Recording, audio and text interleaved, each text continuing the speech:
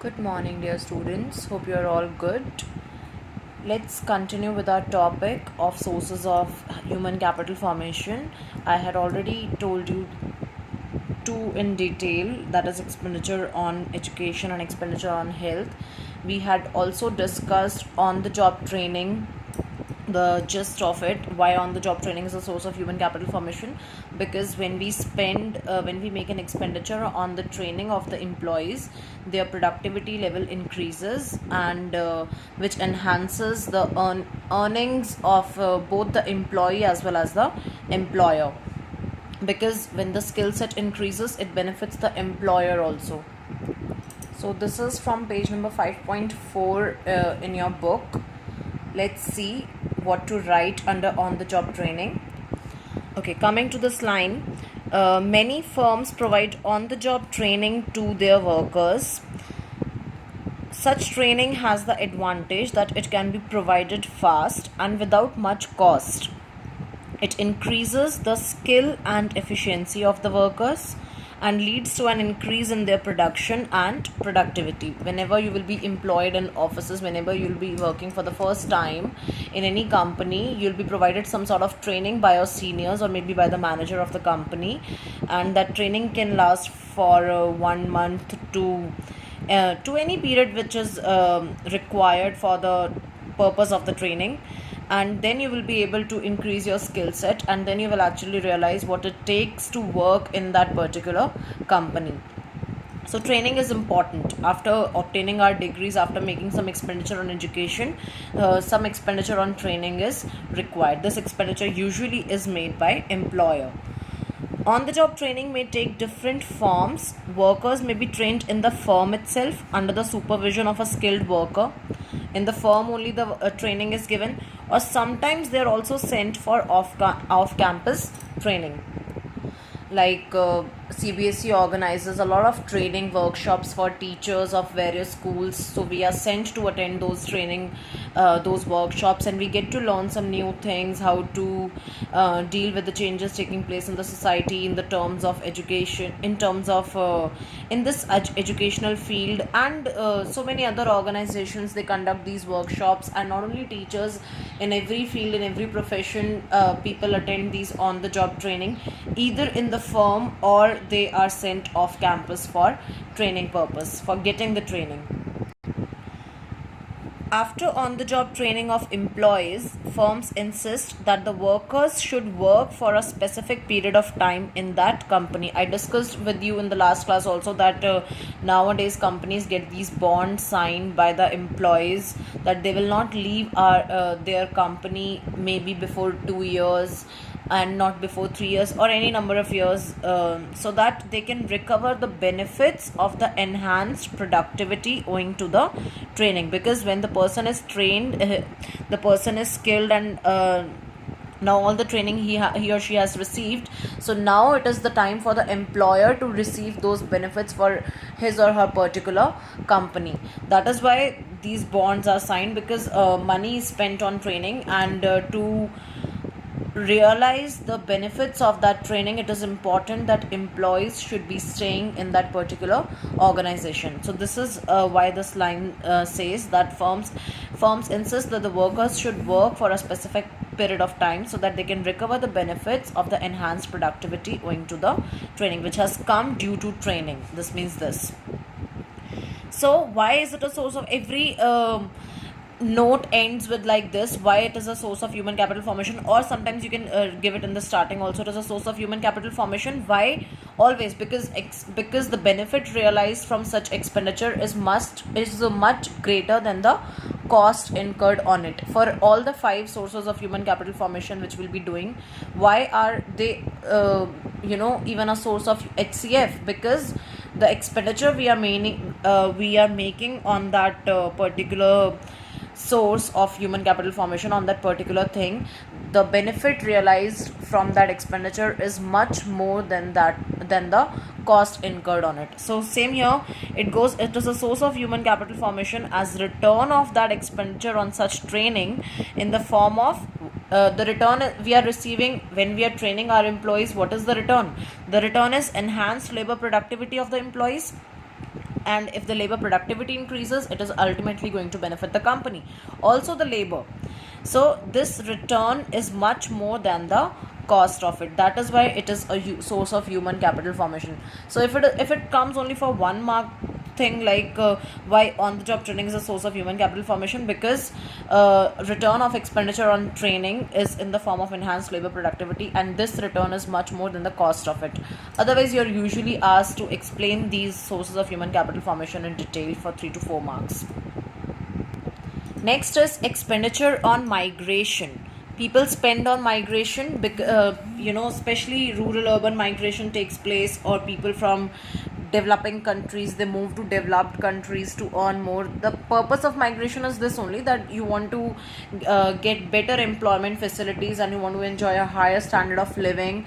You want to even start working actually. So mainly the migration from rural to urban areas happen in search of jobs, in search of employment, in search of a living. And technically qualified persons, why do they migrate? Like engineers, doctors, they migrate to other countries because of higher salaries that they may get in such countries. So again, why expenditure on migration is a source of human capital formation? Because the expenditure on this migration, the benefit from this expenditure is much more than the cost incurred on it. And what is the cost of migration?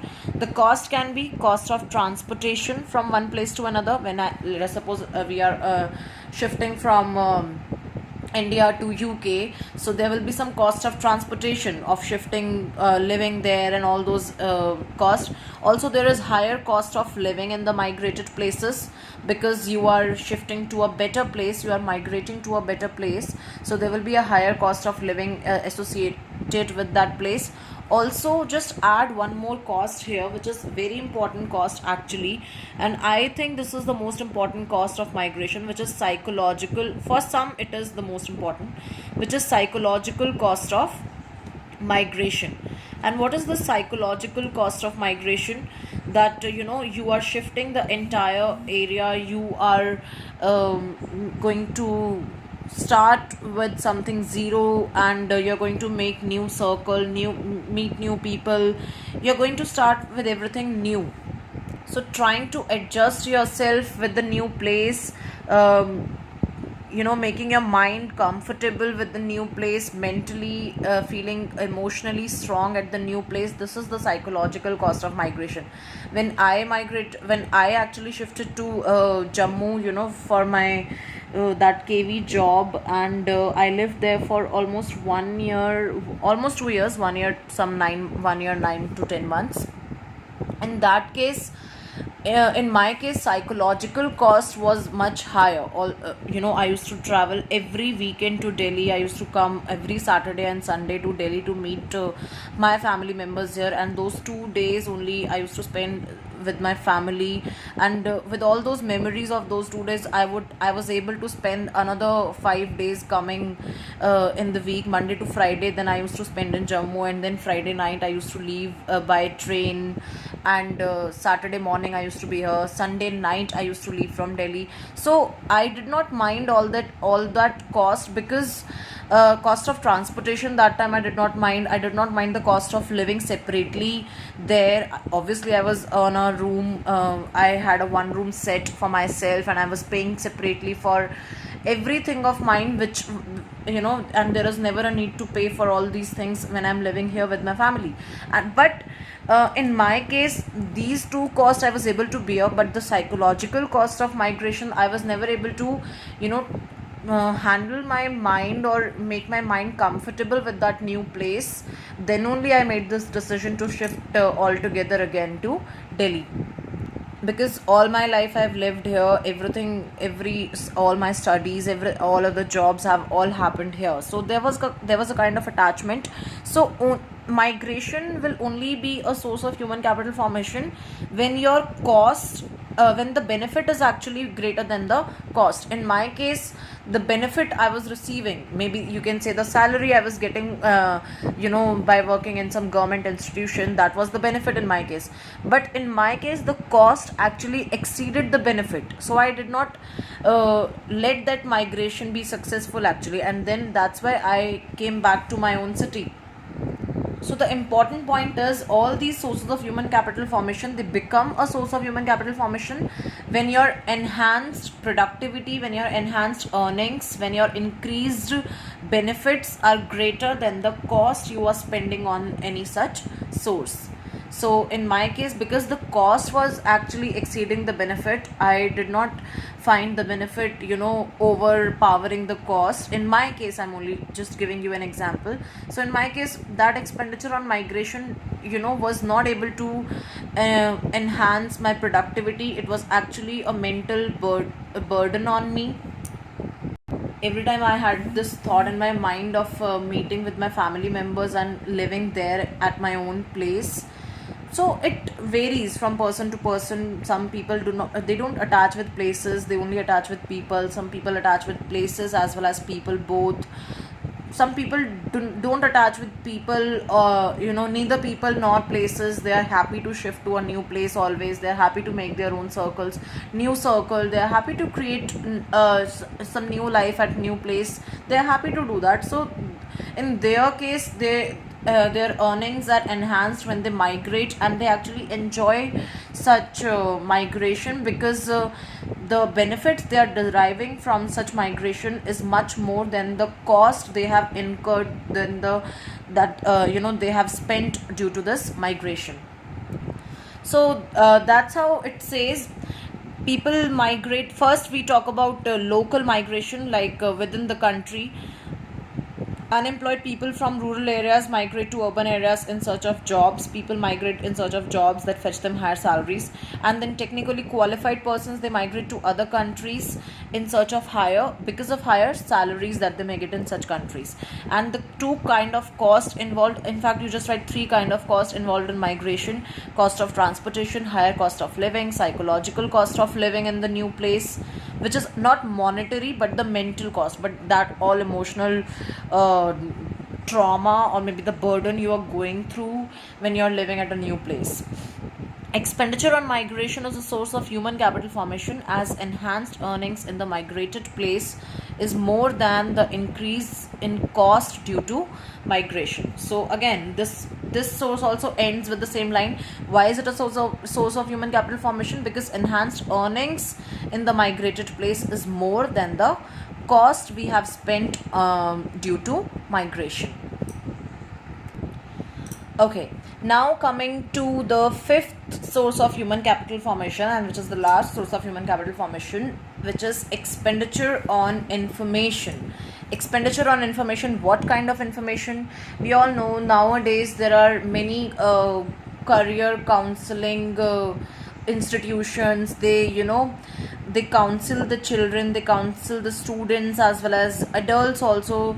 There are so many staff, so many people are working there. It is one of a new kind of a profession of counseling people in search in terms of information they are seeking. Sometimes we are very confused which course to choose, what type of salary is associated with which course, and which is the right educational institution for this particular course, what are the ranks of various institutions. Sometimes we all want answers to these questions, because getting the right answers to these questions actually, how are they going to help us?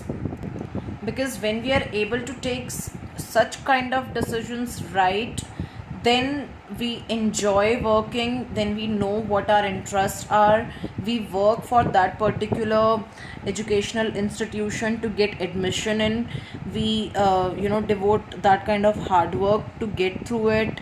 So we make the right decisions, and these right decisions are important to utilize our potential, which is there within us.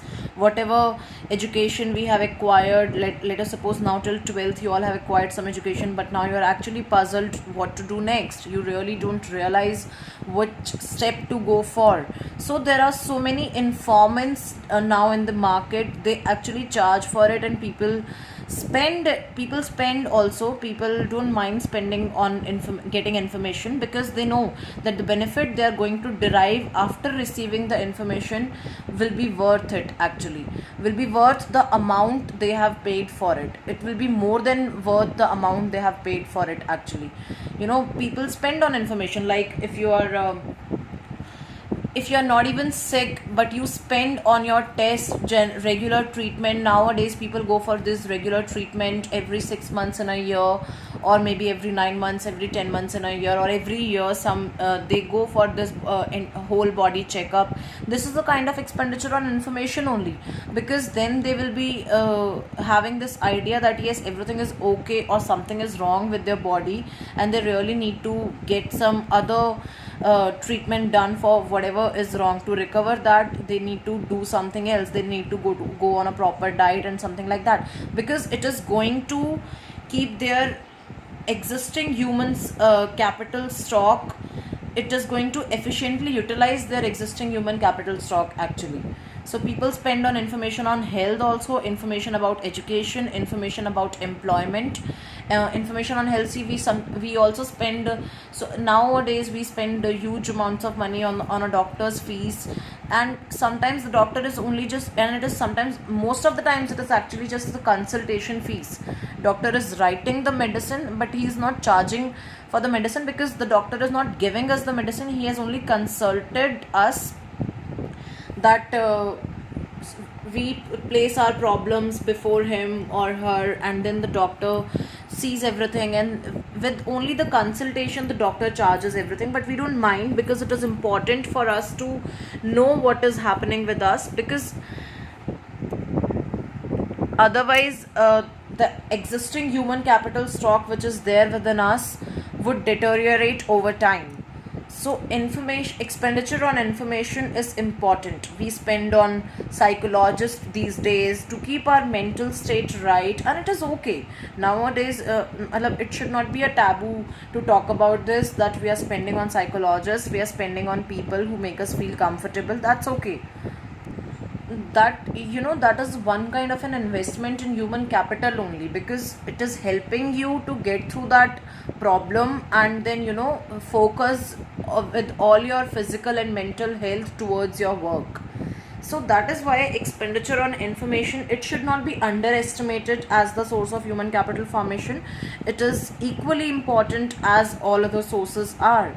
Let's read it. Expenditure is incurred to acquire information relating to labor market and other markets. So many markets we have discussed. It can be in the field of medical, it can be in the field of education or employment. Okay, what it involves, what is the expenditure, what does this expenditure actually involve?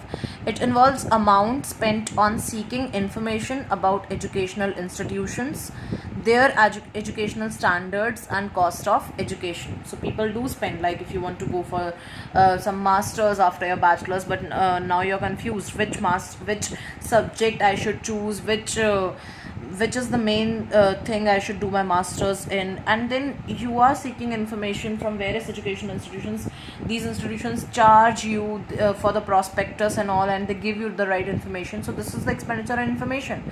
When we buy the prospectus of different universities to know about them, about their courses, about the standards of the courses in their universities, and about the cost, the fees they will be charging, there is an entire prospectus for all that. In the entire book they have printed for information purpose only. So when we spend on that, we know that the information, the benefit from that information is actually going to be more than worth the cost of that prospectus. That is why people buy prospectus. For example, people want to know the level of salaries associated with various types of jobs. What kind of a salary a doctor enjoys, what kind of a salary a teacher enjoys, what kind of a salary a manager of a startup enjoys, what kind of a salary a hotel manager enjoys, what kind of a salary a waiter in a 5-star hotel enjoys. So you might want the answers to all these questions, and then only you will be able to make the right decision that this is what I want to go for. So this is important. So don't hesitate before spending on information, because spending on information helps us take the right decisions. and then we are able to make better utilization of our existing capabilities. So this is what it says. People want to know the level of salaries, whether the educational institutions, they provide the right type of employable skills, or it is just going to be a degree after 3 years of hard work, and which is not going to be even considered by a lot of officers. So we all want all these answers, right? And at what cost we are going to get those skills. So information is necessary. Why? To make decisions regarding investments in human capital, as well as for efficient utilization of already acquired human capital stock. Whatever stock is there within you, whatever creativity, intelligence, expertise, experience, education, skills, knowledge, whatever good health is there within us, we all want to use it in the best manner possible, so that we are take the best out of it. We are going to make the best out of our earnings and everything. These regular checkups, they help us to know whether we are eating right or not, or is there a need to change, to bring a change in our lifestyle, or in our diet plan, or in our routine work, everything. All this information, though we spend on these information, and majority of us must be hesitating to spend on such information. Why to go for a checkup and all that, everything is okay and all. But no, nowadays it has become a really important source of human capital formation, so that we continue living a smooth and healthy life. So that was all about sources of human capital formation. You can conclude your answer with this your entire topic with this sentence. Thus, both education and health, along with many other factors like on-the-job training, job market information, and migration, increases the income generating capacity of an individual. That is why all these are sources of human capital formation. These two lines are again repeated. You don't need to write anything like this again, that contribution of educated person is more than that of an illiterate person. Healthy person contributes to economic growth by providing uninterrupted labor supply for a longer period of time. We have already discussed all this. Again, this has been discussed under the section expenditure on education, that human capital formation promotes inventions, innovations, technological improvements. We have done this, that we are able to adapt to new technologies, we understand changes in society. So this is all repeated topic. You don't need to do this. All this is repeated. We don't need to redo again. Let's come to the new topic. Okay, this heading says difficult to prove cause and effect relation between human capital and economic growth. What it means, that it is difficult to say that human capital actually increases economic growth, or does it actually have an impact on economic growth or not. And the topic supports itself with a few arguments. For example, education, when we measure it in terms of years of schooling. See, there are various ways to measure the education and health status of the country, but those indicators, they actually do not speak about the right status of education and health in our country. Let us see how. Education we measure in terms of years of schooling, how many average years of schooling people in this country spend. Teacher pupil ratio in the school, what is the ratio, what is the number of students for every teacher, that every teacher deals with. And enrollment rates may not reflect the quality of education. Similarly, health services measured in monetary terms, life expectancy, we can say that India's life expectancy is 68 point something years or 70 years, but are people actually able to live a healthy life till 70 years of age of their life?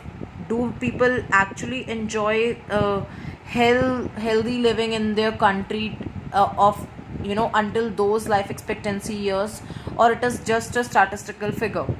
So sometimes these statistics, they do not indicate, they are not enough to prove the cause and effect relationship. Mortality rates also, that is the death rates in the country, they may not reflect the true health status of people in the country. This is just a general topic, no need to make notes on this. It is, or you can just write these two lines. as an argument. It is difficult to establish a relation of cause and effect from the growth of human capital to economic growth. However, the growth in each sector has reinforced the growth of every other sector. Obviously, if growth in education is there, it will even strengthen the growth in health sector. It will even strengthen the economic growth.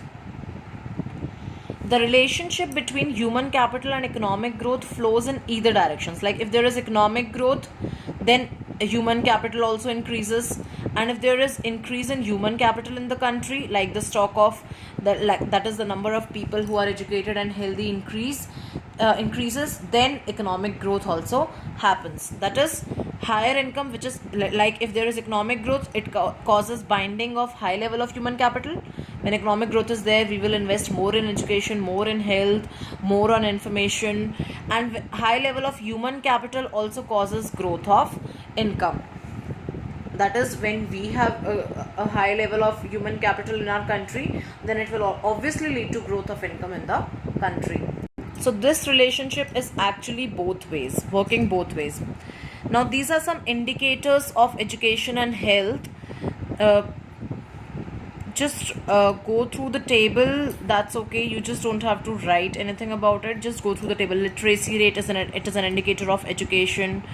Then life expectancy of males at birth or females at birth, around 70 years of females and 67 years of males. Literacy rate is 76. Infant mortality rate 37. Crude death rate per every 1,000 population 6.7 people are dying every year, and real per capita income in rupees 72,900. It is annual only. So these are just indicators. They show that human capital growth in developing countries has been faster, but the growth of per capita real income has not been that fast. Human capital is growing. Okay, people are more literate. That is why it is, that is why the heading says it is difficult to prove cause and effect relationship. Although we have increased literacy rate over all these years, we have increased rate of life expectancy over all these years, but we have not been able to grow that much faster in terms of real per capita, in terms of per capita real income. So this is just for information. Sometimes in IED you will always have 2 questions in the paper, which will be creative type questions. In creative type questions, you might be given the table or some data over the years for any chapter, and you may be asked to comment, by reading the data, by reading the graph, and analyze things, giving all the required reasons behind it. So there will be 2 questions in IED as per CBSE pattern, which will be creative type questions. So just make sure that whenever some data kind of this comes in the paper, we are able to comment on it, and we are able to analyze the reasons behind those figures. So the answer behind the explanation of those figures must be already ready with us. So that's all for today. I hope this much all is clear, which we have covered till now. We'll take the chapter further in the next class. We are going to read 2 reports by Deutsche Bank and World Bank, on where they have mentioned India and the stock of human capital, and also we are going to discuss the importance of human capital formation. Just try to read the chapter, know the details of it. Just try to search for the countries who have utilized their human capital stock in a brilliant way, and today they are at some other, they have just done tremendous improvements in their people. They have spent a lot in their in terms of education and health on their people, and then they have made brilliant improvements in their economic growth and economic development. Please read some nations where they have utilized their human capital in the best manner, where they have increased the expenditure they make on education and health in their country in as a percentage of GDP. And they have actually realized that increasing the expenditure on education and health had all these countries, today also we might not be spending a lot on human capital on sectors of education and health, but now it is important that we realize the importance of such expenditure made on education and health in this crisis. Things would have been much better if people had spent on health areas, sanitized areas, much more as compared to religious topics and all. So just try to read about those countries. You'll be really enjoying. I'm sure you'll be enjoying such articles if you find such countries. Read about Ireland, read about Japan, read about China, Malaysia, all these countries. Just try to know their trajectory of growth, how they utilize their people, and they are now on this level. It is all human capital which have made wonders in all these countries. So just try to read in some extra time, and you will love the topics we are doing. Human capital should not be underestimated. It is human capital today which is treating people, and getting them out of this COVID-19 scenario, COVID-19 disease, infections and everything. Our Prime Minister is urging people to come up with the ways to devise a new medicine for this virus. So human capital can do all these wonders. So we should not be, thinking twice before making an expenditure on all the sources of human capital formation, whether it is health, education, or information, or training and all. Migration, we should think actually. We should not leave our country and serve other country for that purpose. Please do some reading. That's all I want from you all. Do some reading. Make your topics interesting. That is only possible when you also involve yourself in some reading. Utilize this time. Make the best out of it. Involve yourself. Do some reading. It is important that you explore a lot of new topics which you have not read always before this. Now it is the time to read them and get to know about them. Choose something where you are keenly interested in. Find some questions. Be inquisitive and try to get to know those answers. I also search for a lot of questions every day and know all these answers. I just love spending my time like that. Hope you will also utilize your time in the best manner possible. Till then, take care all of you. God bless you. Thank you so much for being great listeners always. Thank you for all the cooperation. Thank you for attending the classes regularly. Be regular in making your notes and enjoy your studies. Don't take them as a burden, please. Take care. God bless you.